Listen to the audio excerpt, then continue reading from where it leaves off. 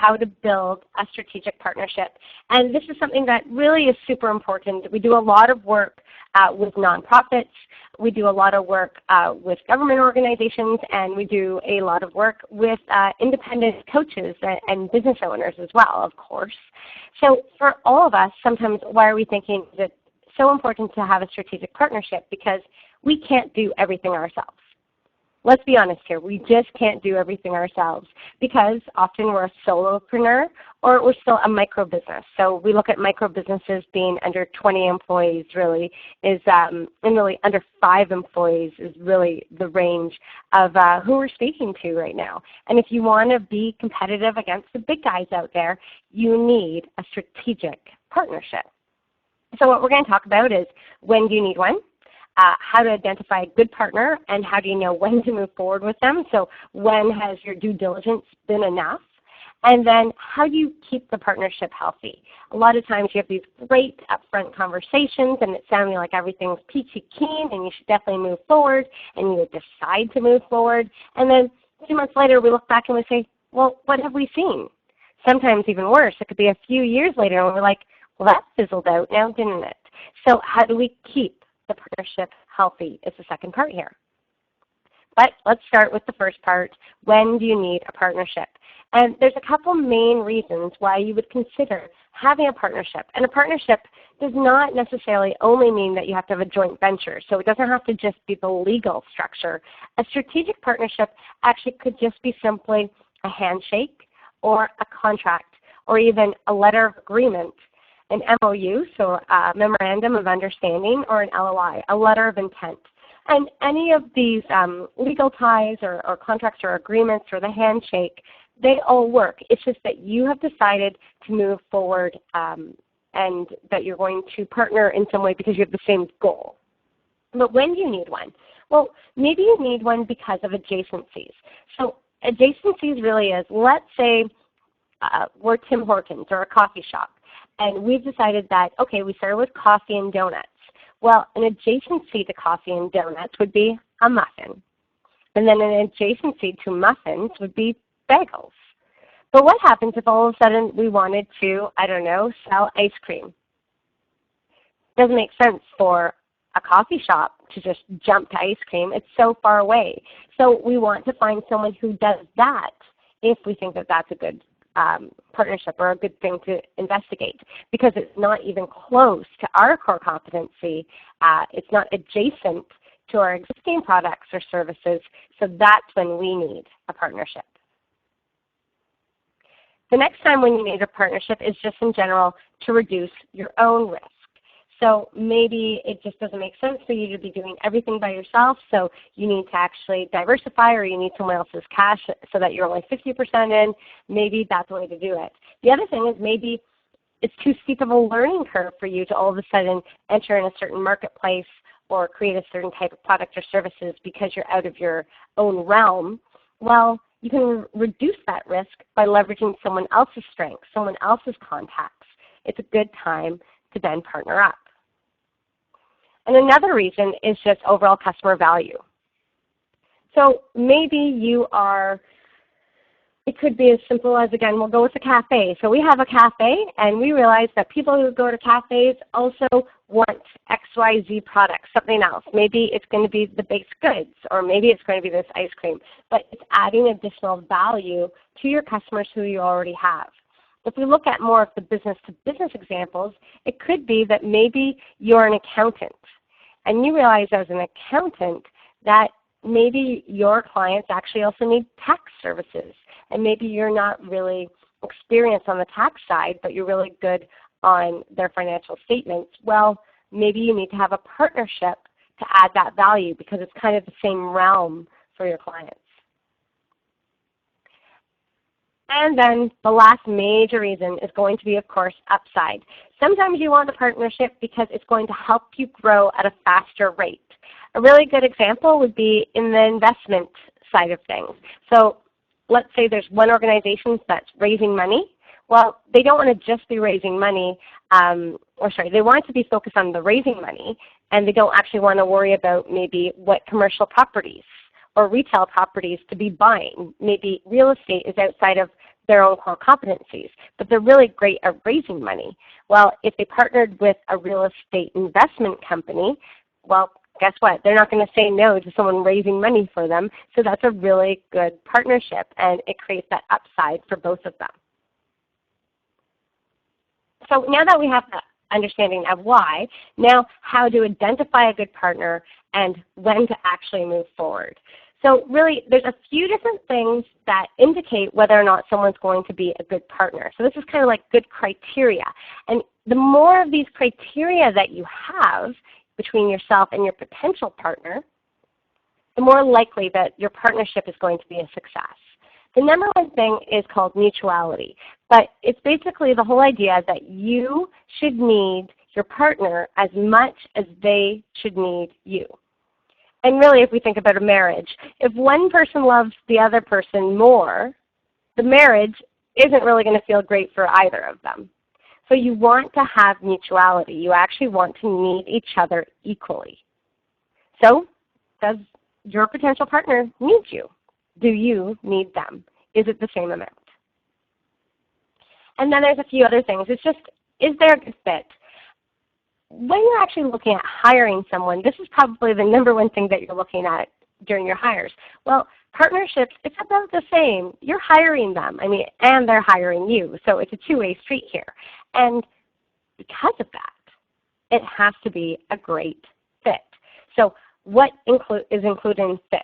Well, your leaders, it could be the owners, it could be your boards, whoever is in a leadership position.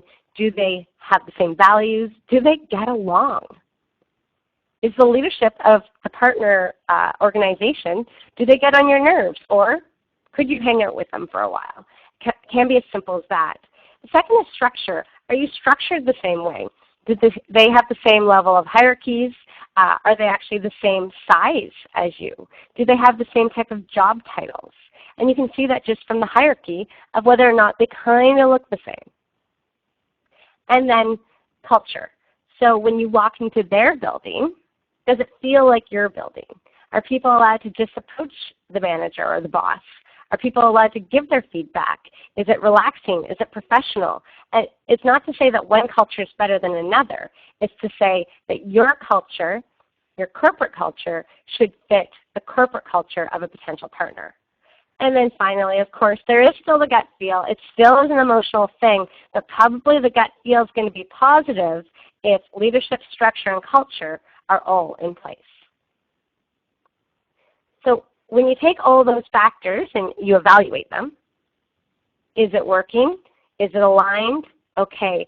Now the two last things that are actually the two most important things, and this is going to be whether or not you actually survive in the long run, is trust and confidence. Number one, do you actually trust the partner? Are you willing to give them visibility? It's not to say that right away you should give them access to all your corporate records. That's not what we're saying. What we're saying is that eventually, over time, probably with non-disclosure agreements and confidentiality agreements, you eventually feel like it's okay to start sharing. But if you, from the very get-go, have this gut feel or something's a little bit off, or if you have any red flags that maybe they aren't trustworthy, the partnership will never work. You have to have 100% trust. You have to have each other's back. And then the second piece is confidence. So confidence isn't just on the trust side of whether or not they're going to steal something from you, take an idea, turn around and back solicit someone else, any of those things. But it's the confidence is more on, do you think that they are capable? Can they do the things that they say they can do? And so are they as good as they appear on the surface? So if they say that they can do, let's say it's a PR company and you want to partner up with them, and the PR company is like, yeah, we're amazing. We can do this, this, and this. We've had all these different press releases. Well, you want to take it slow, and you want to see, well, what does the press release look like? How many different media avenues do they actually get into? And when you actually give them the PR for something, do you actually know that you do the handoff and it's actually going to get done? So trust and confidence in the capability are the two biggest triggers. If either is missing, it seems kind of straightforward, but I have seen this time and time again where one of these pieces, these critical puzzle pieces, are missing. And that brings us quickly to the very end here where we go, how do you keep the partnership healthy? So now that we know we need one, we've identified the right partner, we trust them, and we know that they're capable, how do we keep this going? And this is probably, trust and confidence are the most important pieces. But this is actually what keeps the energy and momentum up in your partnership and allows your two organizations to truly start realizing some of the opportunities together. The first thing is planning. Are you planning regularly together? Could be monthly, could even be weekly, but definitely quarterly.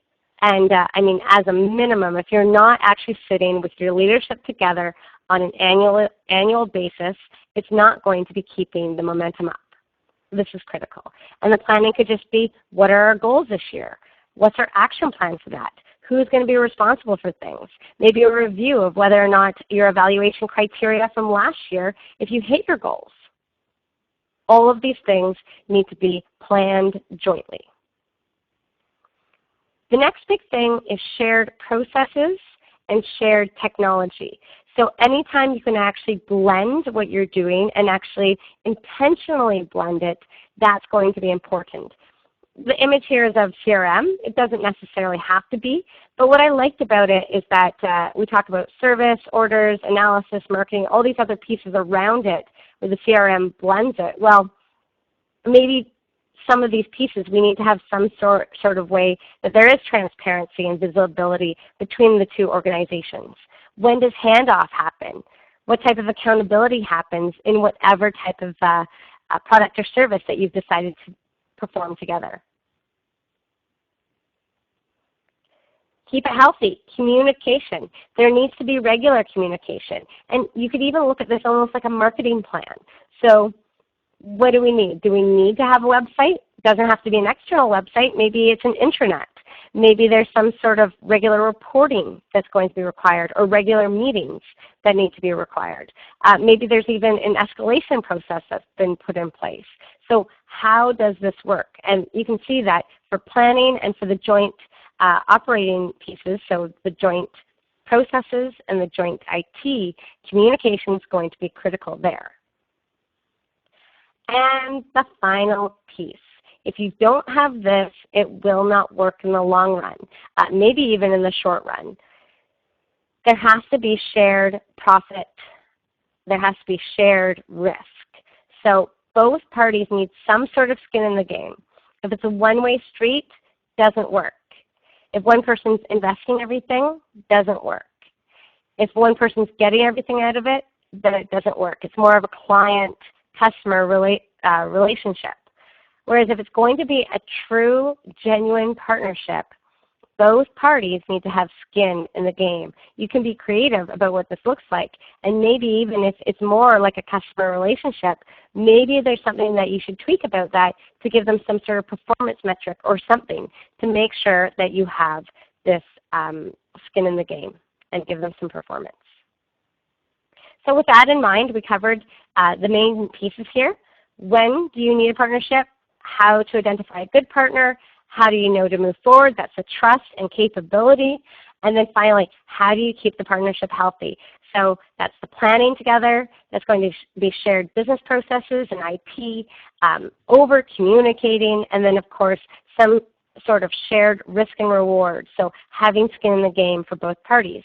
And really that's a wrap up of how to build a strategic partnership. If you have any questions, you can email us or we can ask questions right now.